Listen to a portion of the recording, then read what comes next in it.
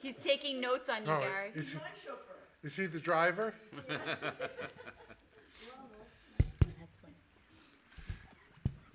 Welcome, everybody, to the Rye-Town Council meeting of Tuesday, February 12th, 2019. Please rise and join me for the Pledge of Allegiance. I pledge allegiance to the flag of the United States of America and to the republic for which it stands, one nation, under God, indivisible, with liberty and justice for all. Please stay standing. Heavenly Father, bless this assemblage. Grant us the wisdom to make every decision fair-minded and in the best interest for all of his residents. Amen. Amen.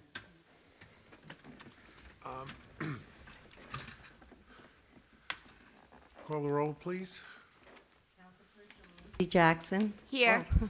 Councilperson Thomas Nardi. Here. Councilperson Jill Axelrod. Councilperson Anthony Baxter. Here. And Supervisor Gary Zuckerman. Here, thank you. Welcome to everybody. Tonight is a very inclement weather day, and I appreciate everybody coming out. Thought was given to changing the meeting, but we decided to go forward.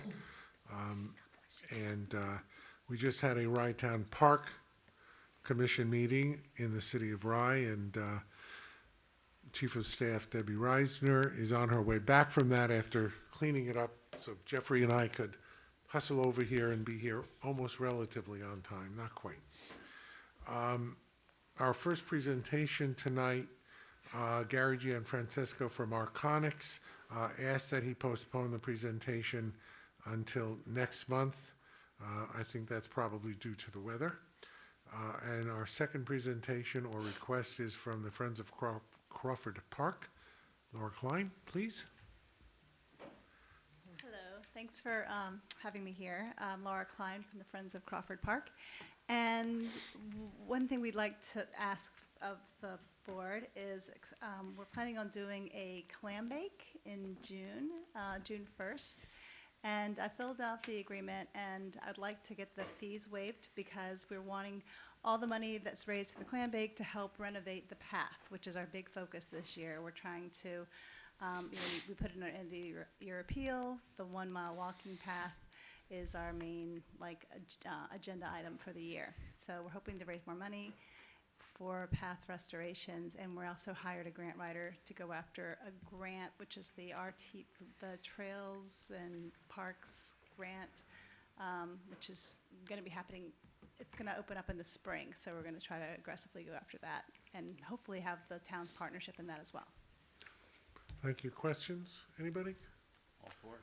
No. I think we're all for it. It's for park purpose. Certainly, I Great. think we can agree to waive the fee. Great. I hope we Thank get you. about 100 people, and if Hope we anyone's get more. listening, then come out, have a lobster dinner with the friends and live music, and it'll be a great night, June 1st. Thank you guys Thank for you. everything you do. Thank you.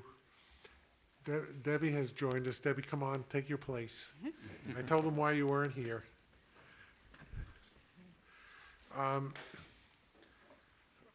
Minutes of January 15th, 2019. May I have a motion to approve? I'll make the motion. Because your phone went off, you have to second I'll second it. it. All in favor? Aye. None opposed. That was a pretty good sound effect. Resolution. The first set of resolutions is our homestead-based proportions for town, Village of Portchester, Village of Rybrook, Portchester Schools, Blindbrook Schools, and Rye-Neck Schools. Now, question, can we do all of these at once, or do we need to do each of them separately? This is the same exact question as last year. And I'm how gonna did give you an answer? absolutely different answer from last year. I was So hoping. last year I said we should do them individually, and this year I'm going to say that we can do them as one en masse. Okay, Yay. thank you. Right answer. The right answer. Foolish consistency You is the saved- hobgoblin of little minds. I remember your answer last year. I remember asking the question, and I was hoping the answer would be different this year. So, Your wish may is I have a motion to approve the homestead-based proportions for the town of Rye, the village of Portchester, the village of Rybrook, the Portchester School District, the Blindbrook School District, and the Rye Neck School District. So moved. I'll second. On this one, please call the roll. Sure. Councilperson Jackson, Yes. Councilperson Nardi, Yes. Councilperson Baxter, Yes. and Supervisor Zuckerman. Yes. Does anybody want to explain what the homestead base proportions is now that we've approved them?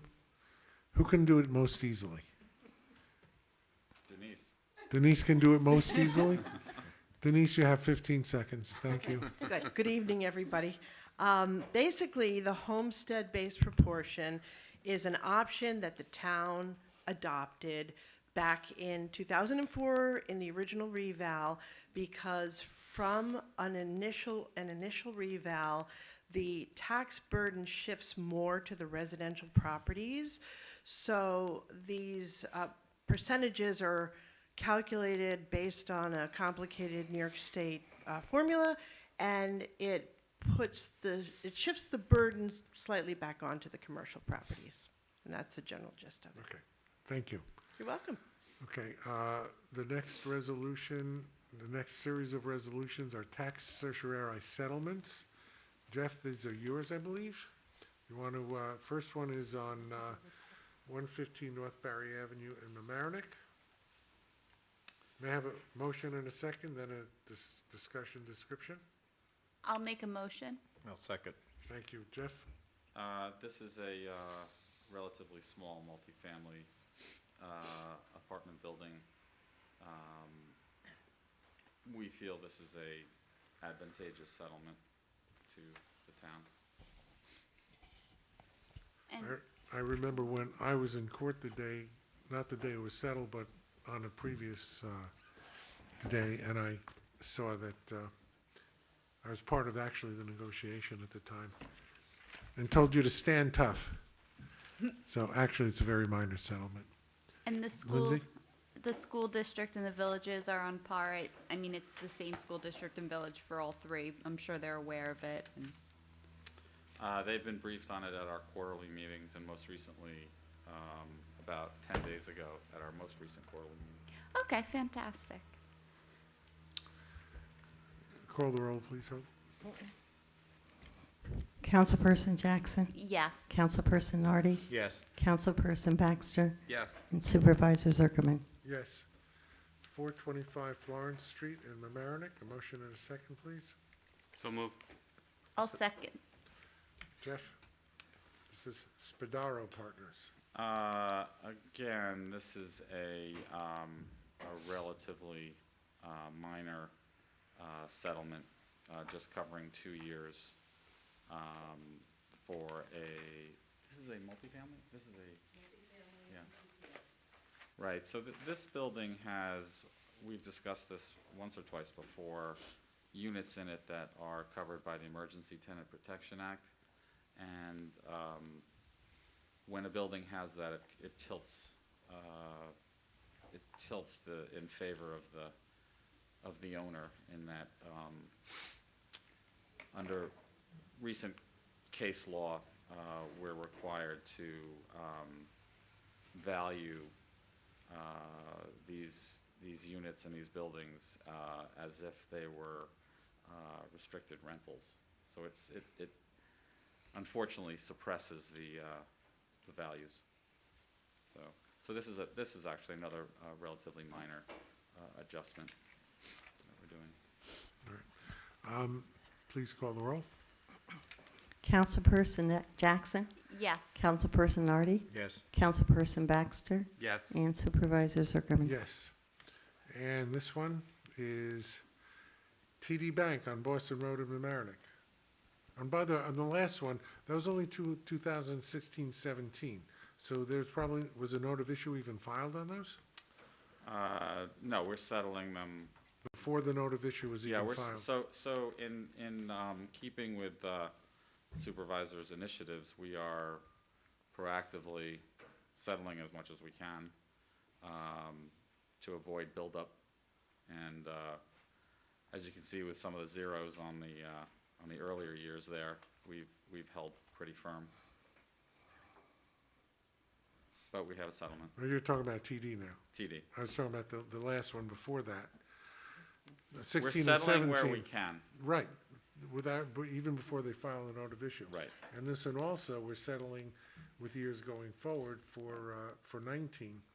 So we're, the first 3 years on TD Bank, 14, 15, and 16, which could have had substantial payback, no reduction. So we're settling essentially going forward.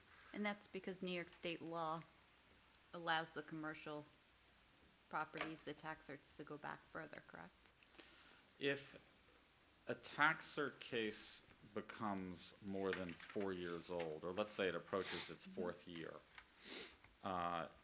the petitioner has to file a note of issue. They have to be ready for trial on that. And so, you know, we're trying to cut them off before they build up to too many years. So we're not really waiting for that.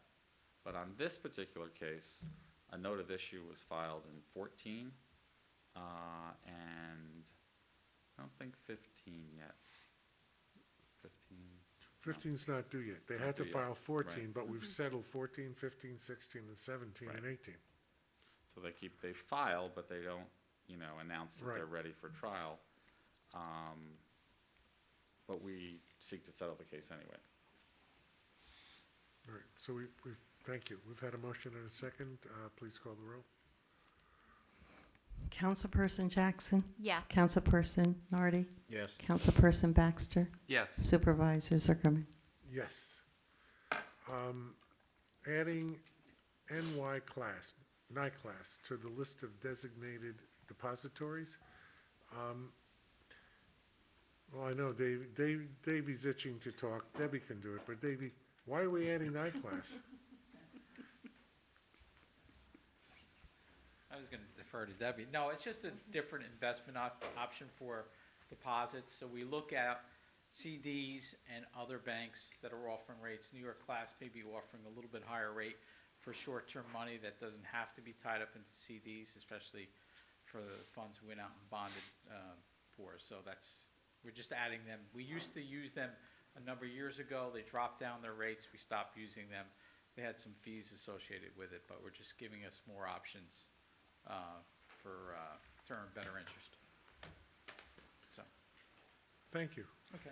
Motion and a second, please. I'll make the motion. Second. Call the roll, please. Councilperson Jackson, Yes. Councilperson Nardi, Yes. Councilperson Baxter, Yes. and Supervisor Zuckerman.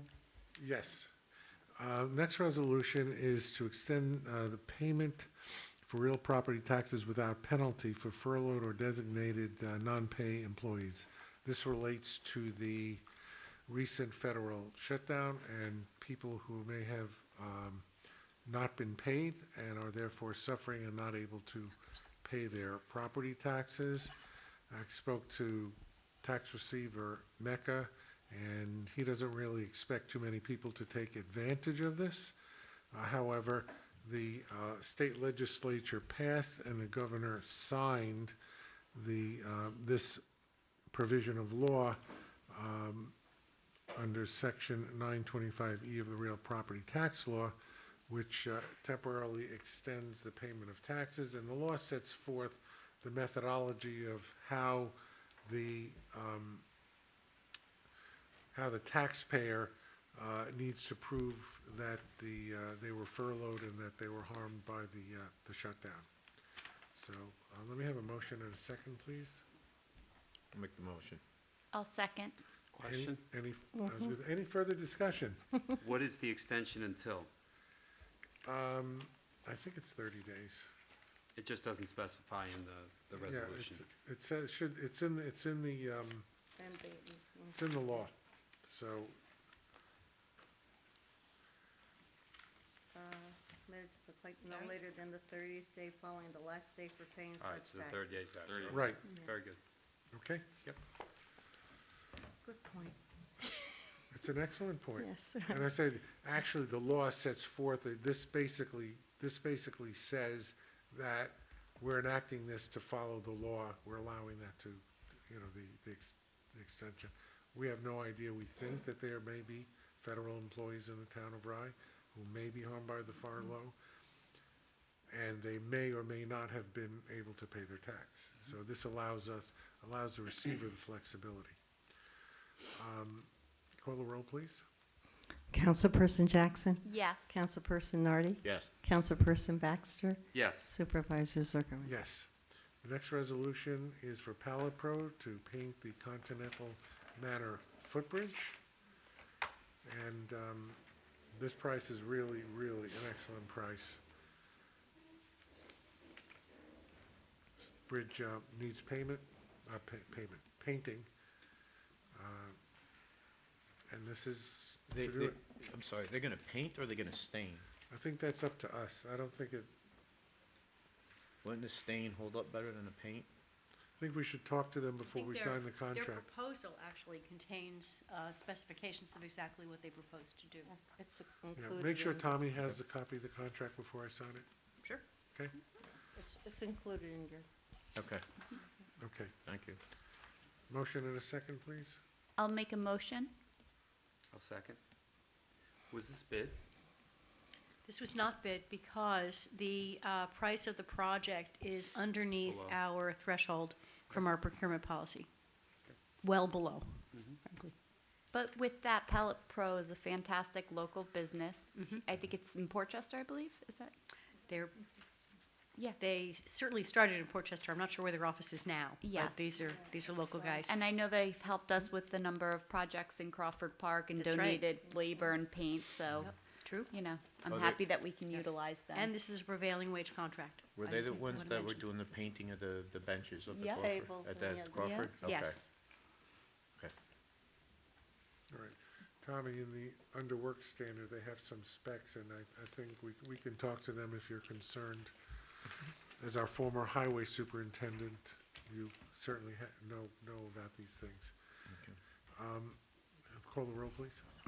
Councilperson Jackson. Yes. Councilperson Nardi. Yes. Councilperson Baxter. Yes. And Supervisor Zuckerman.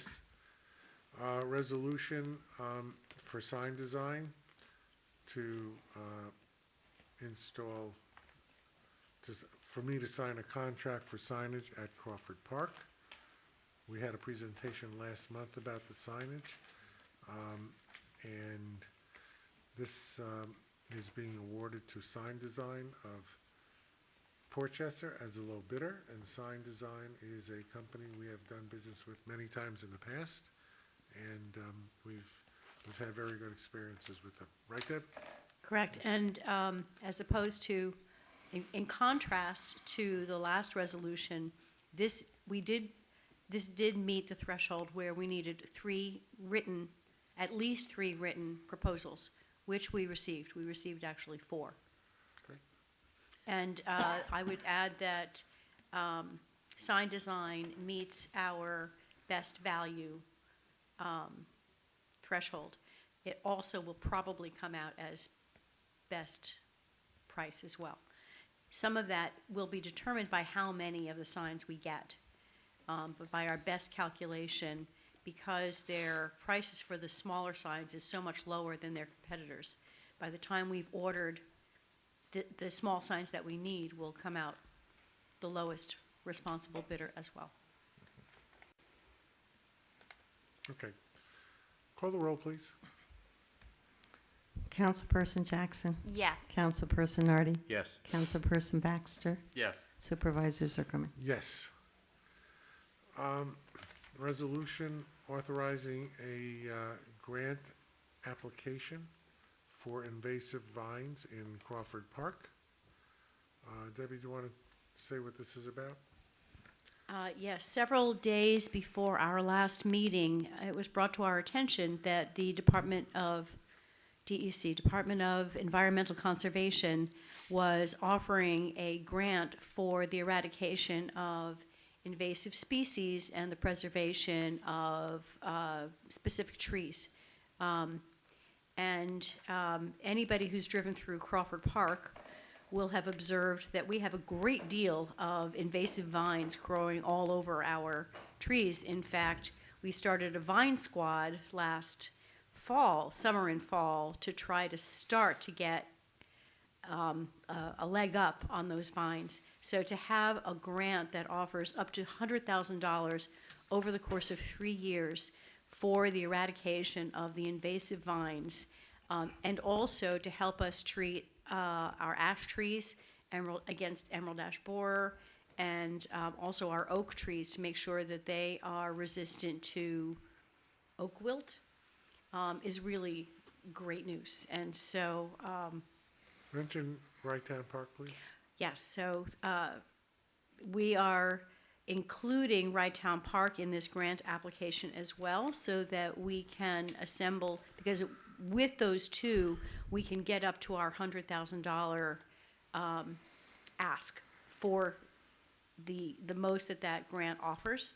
And as it comes out, about 75% of the grant funds will be dedicated to the needs of Crawford Park, and 25% of the grant funds will be dedicated to the eradication of invasive Phragmites in the pond, and also the oak and ash trees at Ride Town Park. There's not enough work for just Crawford, because I feel like, this fall I visited one of the days of service when they were taking out some of the vines. It just seemed like a monumental task, I feel like. I was a little surprised myself, but we are working really closely with our service providers. We're getting pricing from our arborists. We're getting pricing from the Pond Lake advisors. There's a pen to paper, and there's specific labor amounts and proposals we're getting. So, Wow, that's fantastic, and I'm glad we can include Ride Town Park as well. And hopefully, I don't know if we're gonna get $100,000. I mean, that's the maximum grant.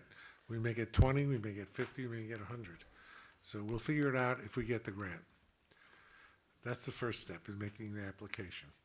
So, may I have I don't think we had a motion and a second for that. Motion and a second, please. So moved. Second. Call the roll. Councilperson Jackson. Yes. Councilperson Nardi. Yes. Councilperson Baxter. Yes. And Supervisor Zuckerman. Yes. And the next one is to retain Helen Thurston as our grant writer. This is not just for this grant. Helen has written several grants for us over the last year, all of which, not some of which, but all of which we have gotten for, especially for Ride Town Park, and with the CFA, and with the CDBG. And she will be writing this, and this will enable her to not only write the grants, but she also was the one who found this invasive species grant. So she has been very successful in finding grants and then writing the grants to obtain the grants. So this is a resolution that hires her to do that. Any motion and a second, please? I'll make the motion. I'll second. Any further comment, questions? I think that, whenever we hire a grant writer, it's always a risk that we're taking, because we're spending money that's not necessarily guaranteed. But I think Ms. Thurston has proven herself to be not only diligent, but very successful, and definitely worth her weight in gold. And, very grateful and lucky to have her on board with us. I think it's a worthwhile investment, considering the return that we've gotten and we anticipate to get in the future. So it's money well spent, as far as I'm concerned. Thank you. Please call the roll. Councilperson Jackson. Yes. Councilperson Nardi. Yes. Councilperson Baxter. Yes. Supervisor Zuckerman. Yes. Okay, and this one, this is my favorite one.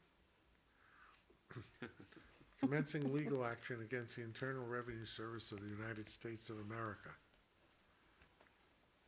Everybody smiles. Basically, we've discussed this before. Most people are aware of the change in tax law, wherein local taxes, income taxes, and property taxes, that's school, county, village, town taxes are deductible only to the amount of $10,000, so that if you pay more than that in local taxes, it is not deductible if you itemize on your federal return. There is a challenge to the Internal Revenue Service regulations that have been tentatively formulated pursuant to the change in law. This resolution authorizes the town to join in a lawsuit with the town village of Scarsdale to challenge those regulations as being arbitrary and capricious on several levels.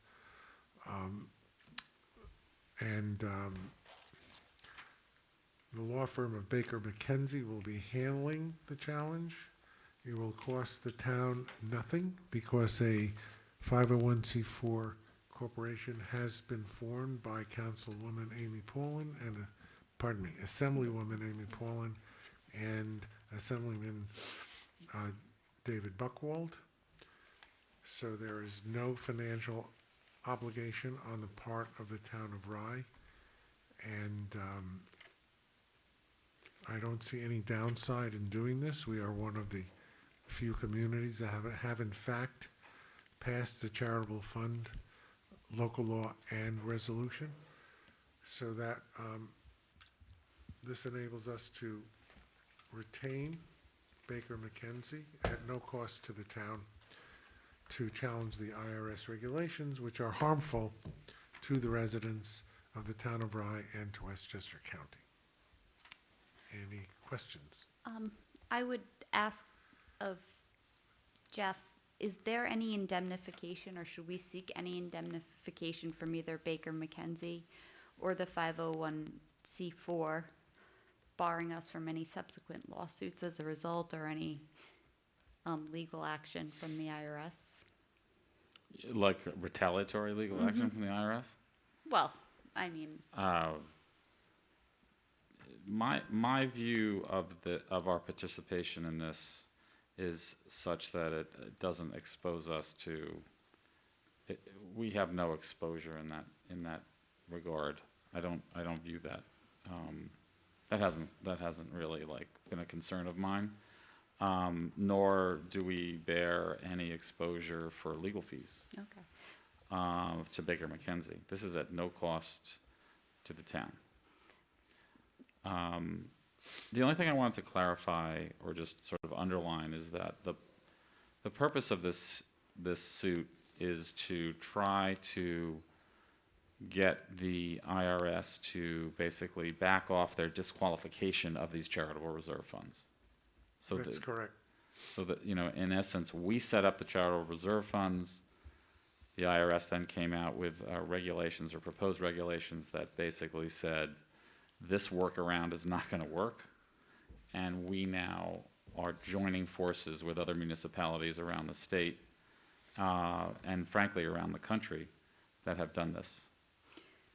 So, and I know that Baker McKenzie had sent counsel to discuss this further with us.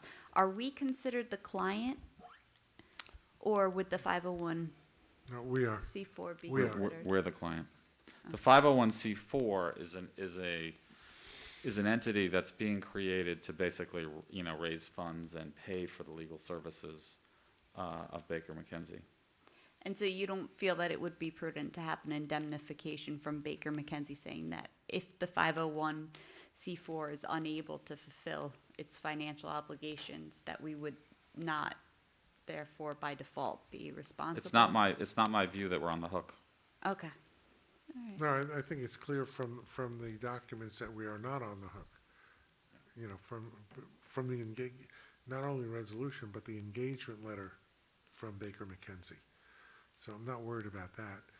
I mean, and Jeff's right. This relates to the Charitable Reserve Fund regulations, not the law itself, because there are other charitable funds that are set up around the country that you can pay money to support education, and one of the facts of this particular issue is that businesses can contribute to such a fund to fund a private school, for example, but individual taxpayers cannot and take the deduction. And there are a couple of other similar parts of the regulation, the proposed regulations, that Baker McKenzie and others deem to be, as we say, arbitrary and capricious and without prior basis in law. So all we can do is join the lawsuit and we'll see what happens. And at this And let me just say one other thing. This gives no legal advice to any taxpayer watching this or seeking to take advantage at this point. And I know probably most professional tax advisors will advise their clients not to contribute, not necessarily not to contribute to a charitable reserve fund, but not to take the deduction as a result of that. Anybody, we have a charitable reserve fund, and so does the Village of Rybrook. So taxpayers, should they so choose, can contribute to those funds. And then it's a risk at this point as to whether they would take a deduction for those funds so contributed. And I would point out that to contribute for 2018 deduction is long since passed. So any such contribution, and David, you could correct me if I'm correct, would apply to the 2019 tax year for which you would file in April of 2020. So the risk right now of such a contribution is minimal if you're not going to take the deduction.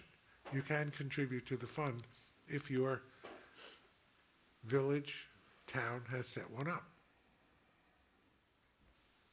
And that's all I'll say about that. So, And at this juncture, it's just the town of Rye and Scarsdale? Because I know there was interest from a number of municipalities. there is a consortium, a group, but we're the only ones who are participating, because we're the only ones who've actually set up the charitable fund.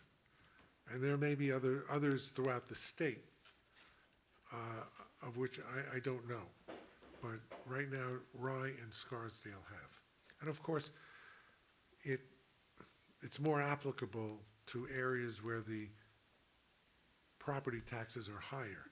I did a calculation, and anybody whose assessed value of their home is approximately $450,000 or more, and itemizes their taxes, will be adversely affected.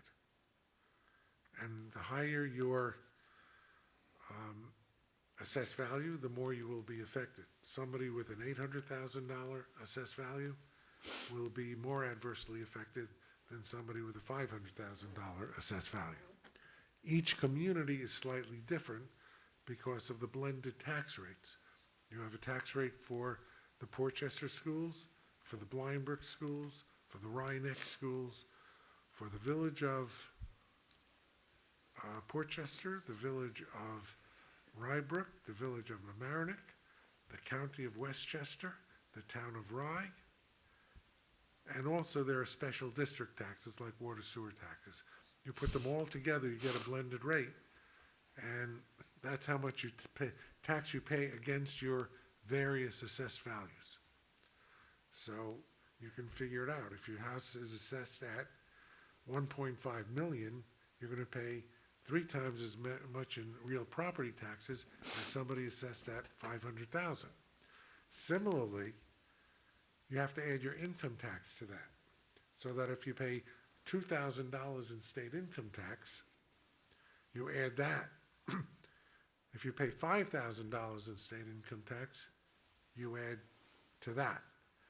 And then you put it all together, you deduct the $10,000 that you can take as a deduction, and the balance, well, you lose. And depending on your tax rate, that's how much you lose.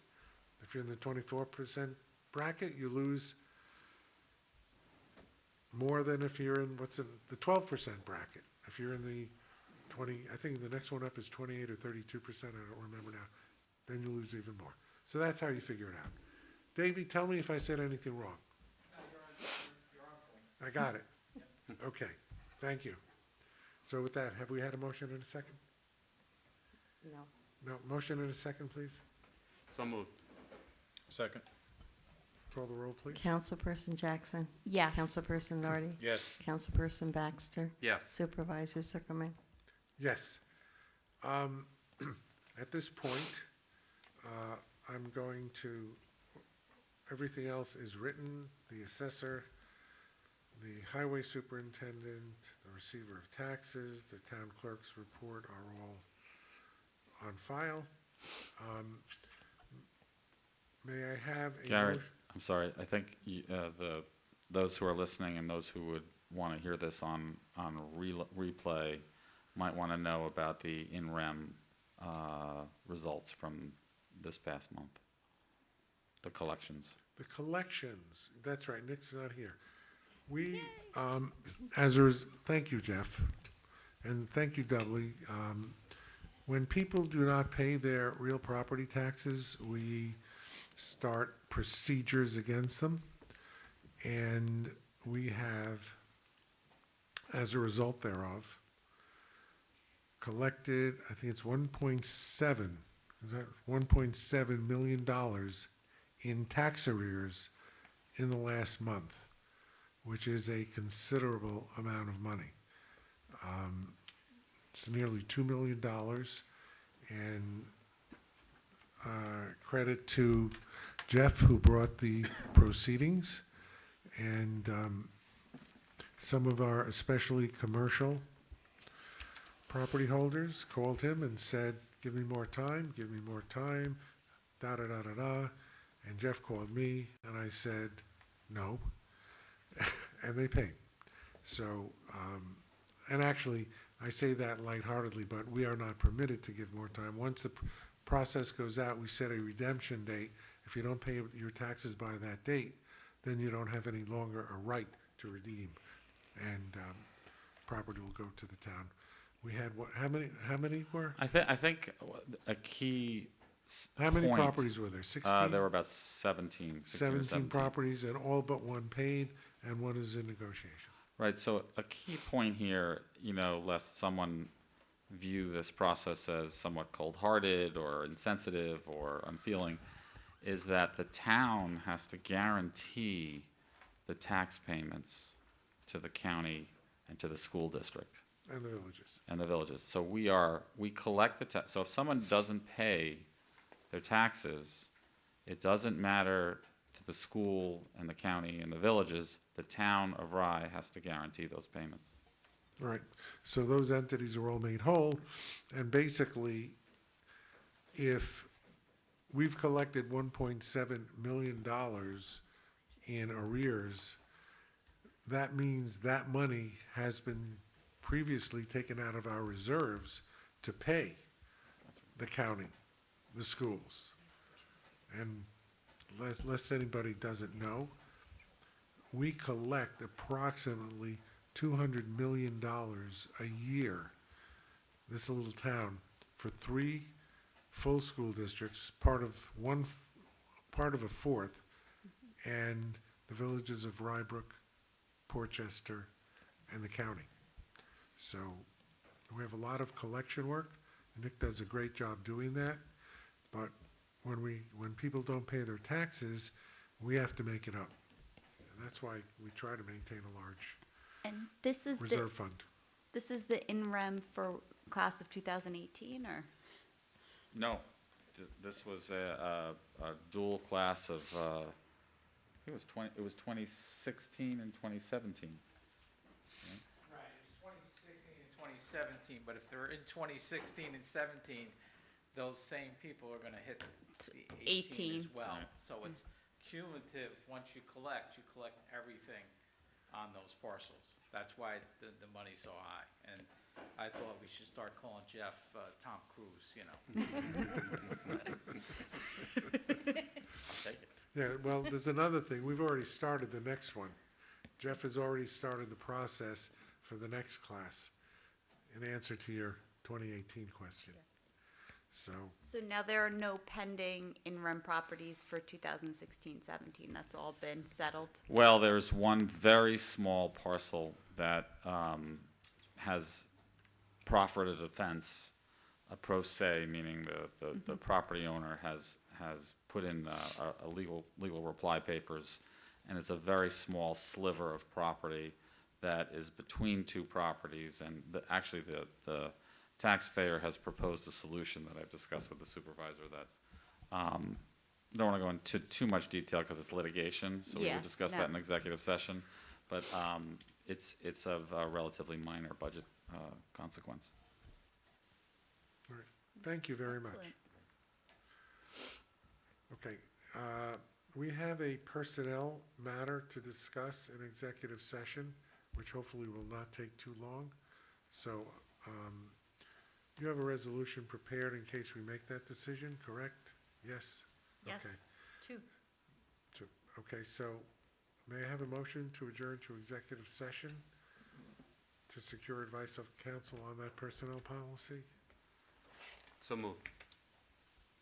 I'll second. All in favor? Aye. Aye.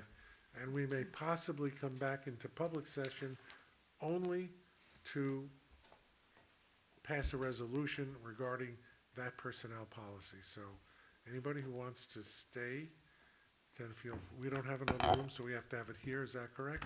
We have the room is open? Is that Okay, so anybody can remain, we're gonna go into that room, and hopefully we'll be able to come out within 5 minutes.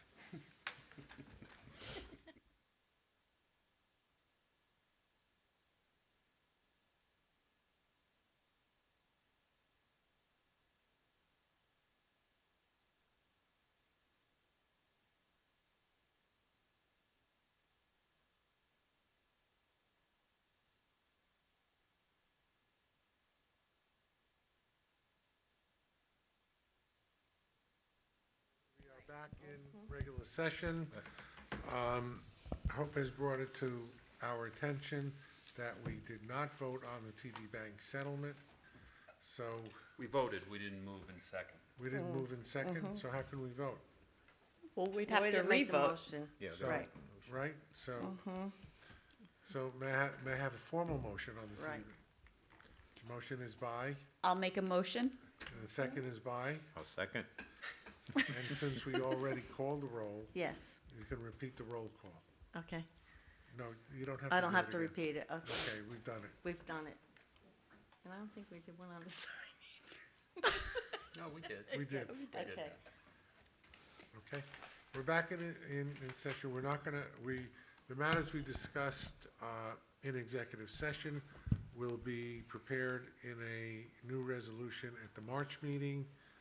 And the personnel matters have been settled, so may I have a motion to adjourn? Nope, hold it. Comment? We didn't do comment. First of all, hold it, Lindsay. Comments from members of the public? Seeing none. Comments from the council persons? I just wanted to follow up. I know that there were some questions with the wing wall for the South Barry Avenue Otter Creek Bridge, and I was just wondering if there was an update on that.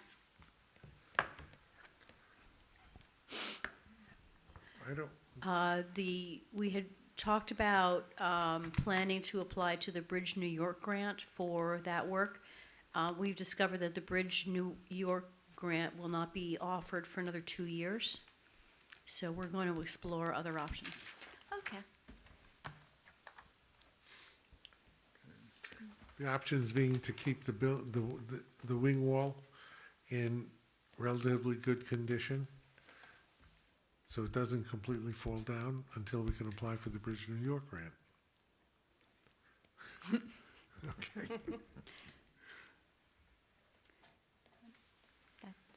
Okay. Tommy, No, anything? I don't have anything. I'm good. Just one thing, Crawford Park. The presentation scheduled for tonight will be in March. Debbie, you've been attending the construction meetings. I think we're making progress. We're in the middle of construction. I know the elevator shaft is complete, and everybody's working. We will definitely, and I hate to say definitely when it comes to construction, but we will most likely be in occupancy this summer. I'm not sure exactly, and we're hoping for a walkthrough on Rybrook Day in June. Anything else to add to that? No, I don't think so. Okay. Tony? Nope. Nothing. Okay. With that, you've contributed a lot tonight. With that, a motion to adjourn, please. Make the motion. Second. All in favor? Aye. We're adjourned at 8:37.